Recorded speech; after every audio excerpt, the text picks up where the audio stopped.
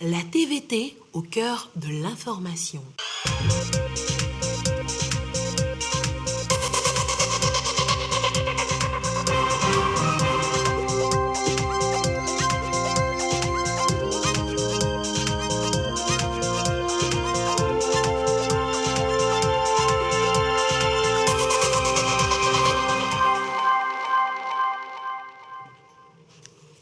Il est l'heure du journal sur la télévision togolaise. Madame, monsieur, bonsoir. Et voici les titres de cette édition. Le Conseil national du dialogue social était en session spéciale ce mardi à Lomé. Le gouvernement et ses partenaires se sont retrouvés pour tabler sur la situation dans le secteur de la santé et penser à la rentrée scolaire 2021-2022. Les détails dans ce journal. La deuxième session ordinaire de l'Assemblée nationale ouverte également ce mardi. Les députés auront à examiner et adopter des projets de loi qui attendent déjà sur les tables. Et puis pendant ce temps, la présidente de l'Assemblée nationale, Yawa Digboli Tiegan, prend part aux travaux du 13e sommet des présidentes de Parlement. Une occasion de penser au leadership féminin dans le monde et surtout le rôle des femmes dans la lutte contre la pandémie de la COVID-19. Voilà donc pour les titres. Les députés togolais sont donc de retour à l'hémicycle après quelques semaines de repos. La deuxième session ordinaire de l'année s'est ouverte ce mardi et des projets de loi attendent pour être examinés et adoptés en plénière. Le compte rendu avec Marie-Ange Bida. Chaleureuse retrouvaille entre les députés. Les 2 mois de vacances parlementaires semblent longues. Elles prennent définitivement fin avec les premiers coups du maillet et les premières notes de l'hymne national.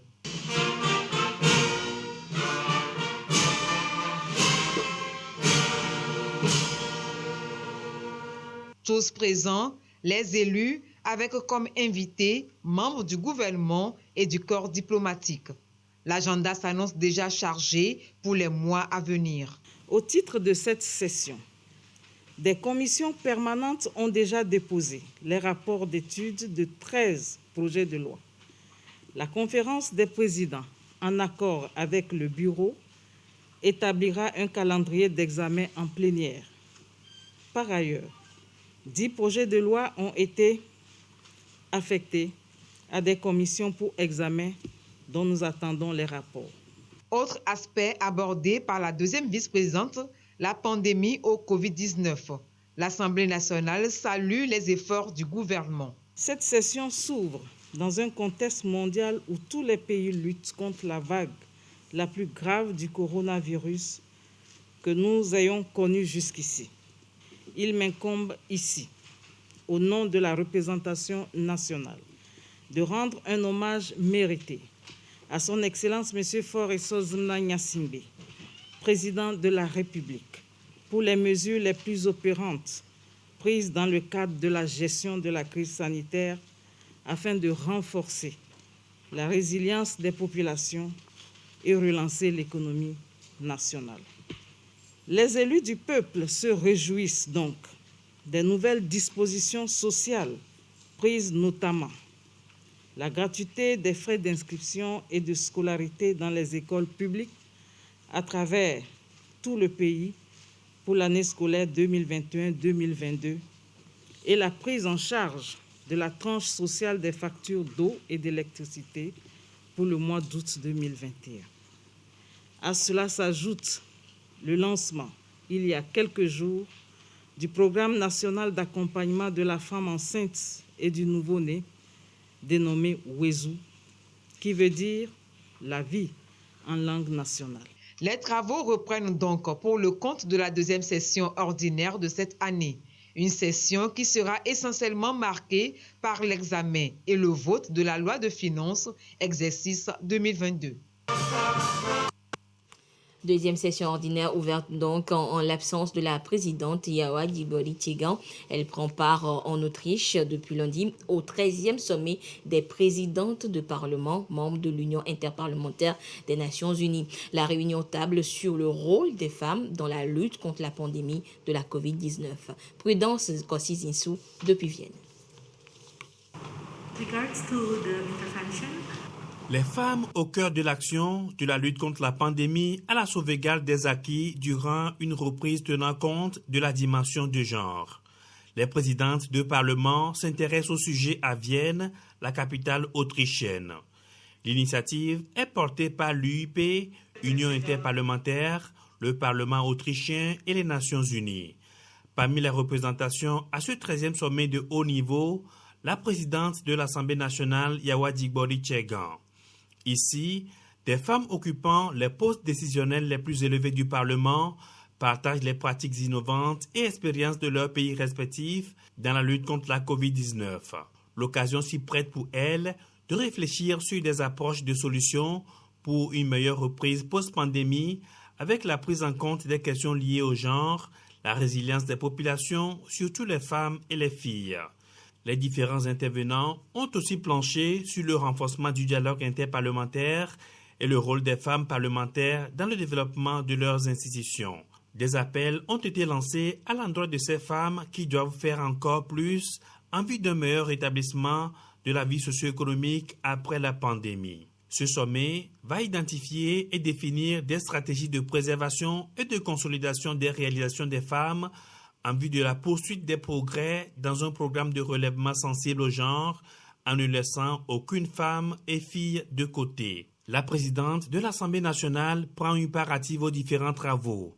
Elle est choisie pour modérer le 4e panel de la 5e conférence des présidents du Parlement sur un thème évocateur: l'ouverture, la transparence et l'accessibilité des parlements face aux défis sécuritaires. Comment trouver le bon équilibre? La présidente de la représentation nationale togolaise est également désignée par l'instance des Nations unies pour présenter le rapport général en plénière. 3 députés accompagnent la présidente de l'institution parlementaire à ce grand rendez-vous mondial où le Togo, à travers la diplomatie parlementaire, va présenter les avancées enregistrées ces dernières années dans divers domaines grâce à la vision pragmatique du président de la République, Faure Eswazina Gnassingbé, artisan de la politique de la reprise post-pandémie, de l'équité genre et du leadership féminin, ainsi que la contribution de l'Assemblée nationale au renforcement du multilatéralisme. Et sachez que ce sommet précède la 5e conférence mondiale des présidents de Parlement, la plus importante réunion donc au monde de haut niveau d'assemblée parlementaire qui se tient également à Vienne en Autriche. Je vous le disais en titre, session spéciale du Conseil national du dialogue social ce mardi à Lomé. Le gouvernement et ses partenaires sociaux évoquent la situation dans les secteurs de la santé et de l'éducation notamment. L'idée est de trouver une solution appropriée aux remous constatés ces derniers jours dans le secteur sanitaire et aussi évoquer la rentrée scolaire 2021-2022. Des précisions avec Edem Soussoupo. Le gouvernement prend ici langue avec les partenaires sociaux pour un apaisement du climat social. Cette session spéciale du Conseil national du dialogue social leur a permis de toucher 3 sujets majeurs.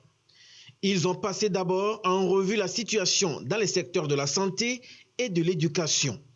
Ensuite, les autres préoccupations des organisations syndicales des travailleurs n'ont pas été oubliées. Dans le secteur de la santé, le gouvernement a annoncé que la proclamation des résultats du dernier concours de recrutement du personnel médical paramédical interviendra au cours de cette semaine sur la base des 688 postes qui avaient été ouverts.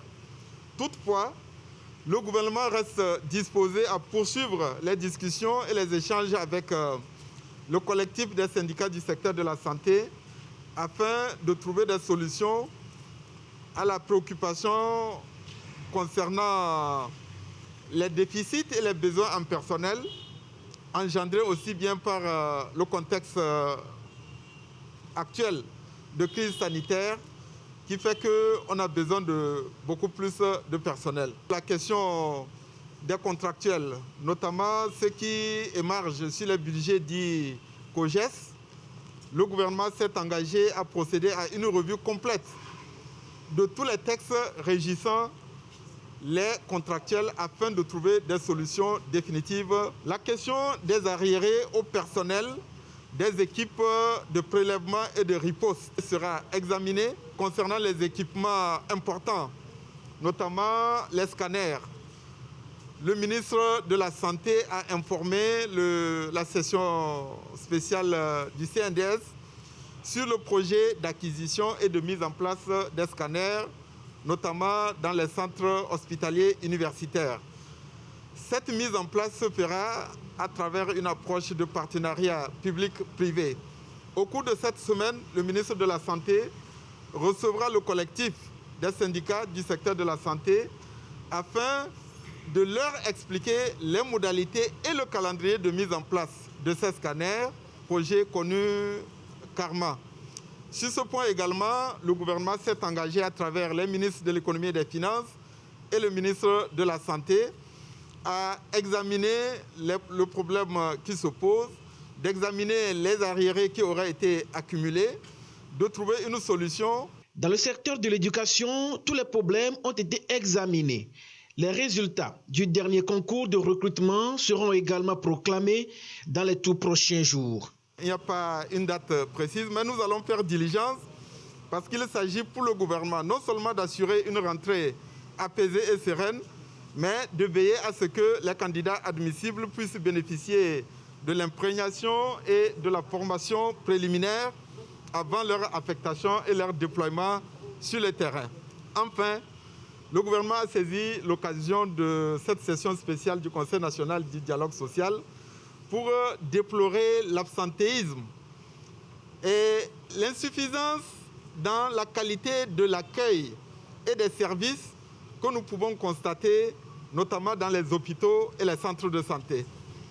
Le gouvernement déplore également un certain nombre d'agissements et de comportements qui traduisent le non-respect des règles déontologiques et d'éthique de la part de certains enseignants. Sur cette base-là, le gouvernement a lancé un appel à l'ensemble des fonctionnaires et agents de l'État à redoubler d'engagement, de dévouement. À partir de cette semaine, il sera procédé dans les guichets de la Caisse nationale de sécurité sociale CNSS à la deuxième phase des remboursements au prélèvement qui avaient été opérés sur le traitement des enseignants auxiliaires avant leur intégration. Les problèmes de dotation aux établissements et de construction des salles de classe, compte tenu de la suppression des frais d'inscription, sont également abordés. Le gouvernement s'est engagé à ce que le dialogue soit poursuivi avec tous les acteurs pour des solutions progressives et durables. Il est rappelé aux partenaires sociaux qu'il sera procédé bientôt à la refonte du statut général de la fonction publique et donc toutes les questions touchant les statuts spéciaux ou particuliers seront examinées à l'issue de cette refonte. On pense à une rénovation du Conseil national du dialogue social. Assainir donc le paysage syndical en veillant à l'application et à la mise en œuvre effective des dispositions pertinentes du nouveau Code du travail. Cette redynamisation se traduira par l'amélioration de l'aide de l'État en faveur de l'éducation ouvrière, de la formation et du renforcement des capacités des organisations syndicales. Et toujours au chapitre social, il vous en souvient que le chef de l'État, Forest Zemna Nyazingbe, a fait une annonce en faveur des retraités de la fonction publique et c'était le 26 avril 2019. Elle est relative à l'octroi des allocations de départ à la retraite. Eh bien, le gouvernement a dévoilé ce matin aux partenaires sociaux les mesures prises en ce sens. L'allocation familiale est de retour, mais sous une autre forme. Edem Sousoupo nous en parle. Désormais, il existe un nouveau système d'allocation de départ à la retraite. Une mesure prise par le gouvernement pour accompagner ceux qui, des années durant, ont servi la nation et qui sont appelés à faire valoir leurs droits à la retraite. Ce nouveau système équivaut à 3 mois de salaire. Comme le président s'y était engagé, cette nouvelle allocation prend effet à compter du 1er janvier 2020. Donc tous ceux qui sont partis à la retraite depuis le 1er janvier 2020 bénéficieront de cette allocation de départ à la retraite. Bien entendu, il faudra encore quelques jours au service du ministère de l'économie et des finances pour pouvoir prendre les dispositions pratiques pour que les gens puissent commencer à percevoir cette allocation. Les fonctionnaires admis à la retraite entre la période où la loi du 23 mai 1991 avait été suspendue et le 31 décembre 2019 ne sont pas oubliés. Tous les fonctionnaires partis à la retraite pendant la période de suspension de la loi de 1991 relative à l'allocation de départ à la retraite bénéficieront d'un geste exceptionnel de la part du gouvernement. Et bien entendu, là aussi, il faudra un peu plus de temps pour permettre aux services compétents du ministère des Finances de prendre les dispositions qui s'imposent. Parallèlement à cette mesure, le gouvernement va accélérer la réforme de la caisse de retraite du Togo dans le sens de la mise en place d'une base de données centralisée et intégrée. Vous savez qu'un concours général de recrutement sera lancé au titre de l'année 2021 pour faire face aux besoins personnels dans les autres secteurs de l'État. Des mesures d'ordre social en faveur des fonctionnaires. Autre bonne nouvelle, les chantiers de construction des maisons de retraite à Lomé et à Kara ont déjà démarré. L'État a mis à la disposition des associations des retraités non seulement les terrains, mais également les ressources financières et les modèles de construction ont été développés par les bénéficiaires eux-mêmes. Vous avez donc découvert ces modalités liées donc aux allocations de départ à la retraite. Eh bien, sachez que les syndicalistes ont salué toutes ces mesures prises par le gouvernement et Adje Kofi Gezo, secrétaire général du groupe des syndicats autonomes, a eu à le dire au sorti de la rencontre. Nous l'écoutons. Le programme a été large, mais nous avons pu heureusement terminer toutes les questions ont trouvé leur réponse. Aujourd'hui, nul ne doute des efforts que fournit le gouvernement. Depuis plusieurs années, nous avons constaté qu'il y a des efforts et ces efforts ont été pérennisés ou concrétisés par les négociations collectives qui se sont déroulées en 2013 et à l'occasion desquelles nous avons pu signer ensemble le statut général de la fonction publique. Ceux qui émargent sur le budget général de la fonction publique peuvent vous dire qu'il y a réellement, en ce moment-là, un changement, une amélioration. Avant, on constatait que si la rentrée approche, il y a toujours des mouvements de grève. Nous avions demandé au gouvernement de prendre des dispositions, à l'instar du statut général de la fonction publique, de voir dans quelle mesure on peut signer un statut particulier aux enseignants. Tout est question des finances ou du règlement des finances. Et heureusement qu'aujourd'hui, le ministre des Finances était là pour clarifier un certain nombre de choses. Nous souhaiterons que le gouvernement essaye de communiquer et d'expliquer les choses pour que tout le monde, tous les citoyens soient au même diapason.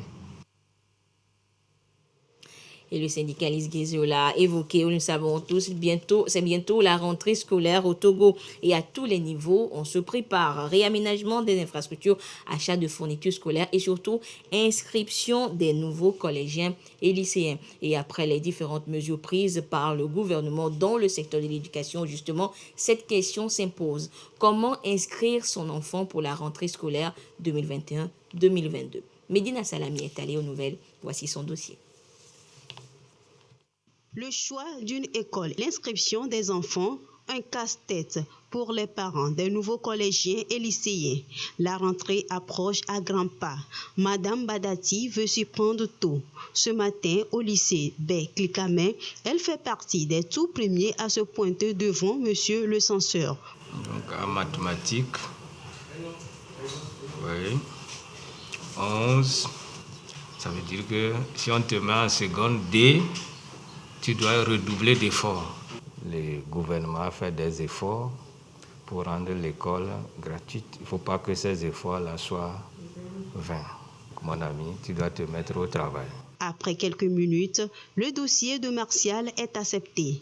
Madame Badati est soulagée. Et nous avons vu le censeur et puis il a inscrit mon fils. Je suis contente et il lui a aussi donné des conseils pour l'année Et je crois que ça va aller. Aussi, lui est venu s'enquérir des conditions d'inscription. Il repart bien renseigné. Je suis venu à l'établissement ce matin pour chercher la place pour mes 2 enfants. Demain, je vais apprêter les dossiers pour présenter à monsieur le censeur. Le censeur m'a dit que pour cette année, le collage est gratuit. Au lycée technique d'Adido Gomé, le processus n'est pas le même. Il faut passer par une étape de présélection. Tu as 2 bulletins, il reste 3e à légaliser. Et en plus, ça, il faut attestation de scolarité. Papa, c'est ça. Si c'est bien fait, tu viens. Ici, là, nous faisons seulement des études, les contrôles. Mais pour les sélections maintenant, pour faire sortir maintenant, c'est à la direction de l'enseignement technique DST qui s'en charge pour ça. Dans certaines écoles privées, comme ici à Kouvahe, l'inscription suit 3 étapes. Quand le parent arrive, nous lui remettons la fiche de renseignement. Le parent constitue le dossier, nous étudions le dossier et nous faisons l'inscription de son enfant. Après l'inscription, le parent a droit au carnet de correspondance, qui est un outil très important qui permet de communiquer avec les parents. D'une école à une autre, le processus varie, mais l'étude des dossiers reste incontournable. Dans les écoles, des dispositions se prennent pour offrir de meilleurs cadres d'études aux élèves dans le respect des mesures barrières contre le Covid-19. Et l'Union économique monétaire ouest-africaine veut désormais adapter les formations des jeunes aux besoins du marché du travail. Et pour cela, elle s'est inspirée du concept du collège communautaire nord-américain. Et au Togo, plusieurs documents ont été élaborés pour la réalisation de ce projet. Voyons cela avec Sandra Agboutier et Carmen Madji à Capo.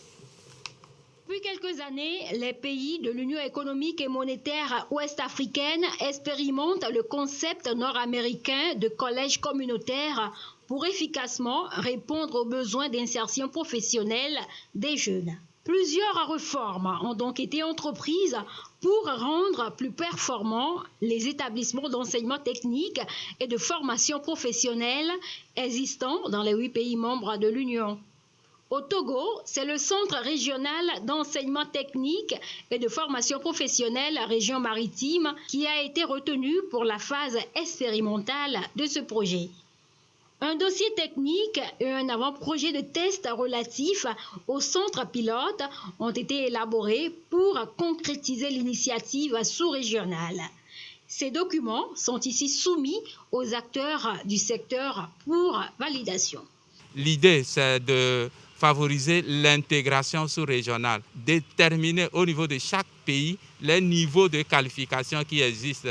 Et après cela, nous allons faire en sorte qu'un jeune qui est formé au Togo, qui est détenteur d'un diplôme de formation professionnelle, que ce diplôme qu'il a obtenu au Togo soit reconnu dans l'ensemble des 8 pays. Désormais, les formations professionnelles seront plus adaptées aux besoins des communautés. Au Togo, c'est la menuiserie, aluminium, la maçonnerie et la mécanique, entre autres, qui sont prises en compte.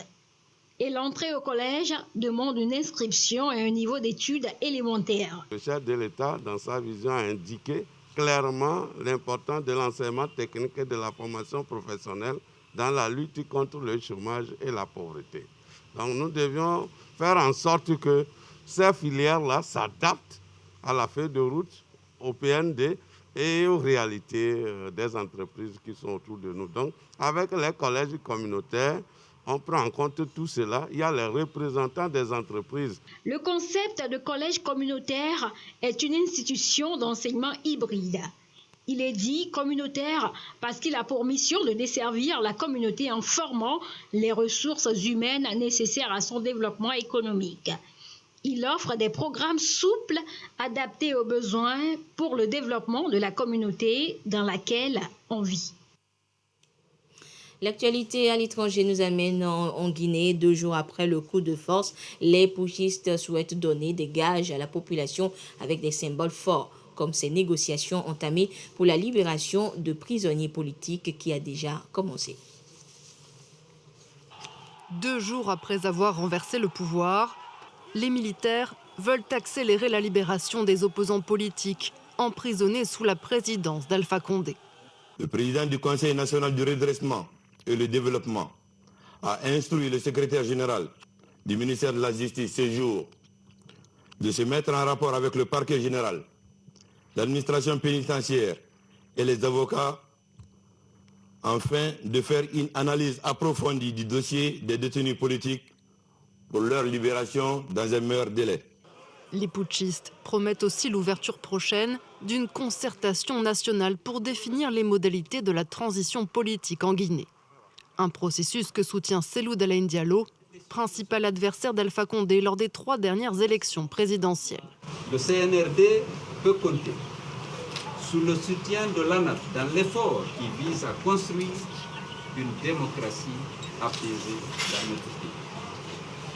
Pour le moment, la Guinée vit toujours au rythme du couvre-feu et des barrages militaires.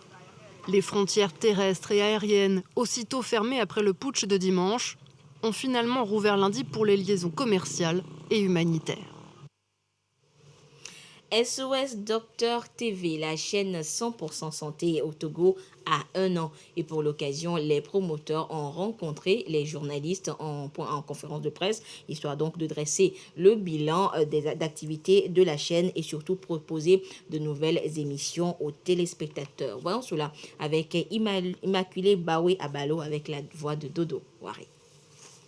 Une année, plus de 1000 émissions tournées avec plus de 250 professionnels et plus de 30 000 abonnés. La chaîne Santé annonce 2 grandes nouvelles émissions. Série télé Modoc qui retrace la culture sanitaire pour tous et la série Sinam Honam Docteur qui fait appel d'aide aux personnes vulnérables présentant des formes graves de maladies. Avec l'avènement de la Covid-19, il y a beaucoup d'informations sur les réseaux sociaux. Et il était important, judicieux, que des professionnels de santé aussi jouent leur partition en mettant en place un organe dédié à la santé, un organe dédié au bien-être, un organe qui parle de la santé au quotidien, 24 heures sur 24, 7 jours sur 7. Nous avons développé des applications qu'on peut télécharger facilement sur nos portables et regarder cette télé-là. Nous sommes également sur satellite aujourd'hui. Je pense que c'est une marche progressive vers notre idéal. SOS Docteur TV est une chaîne d'expression libre de la santé de l'action. Pour les promoteurs, la santé n'est non seulement physique, mais aussi mentale et psychique. Nous avons la possibilité d'aborder tous les sujets, toutes les questions de la vie touchant à tous les domaines, sauf qu'il faut toujours faire un effort pour faire le lien avec la santé pour coller à notre thématique.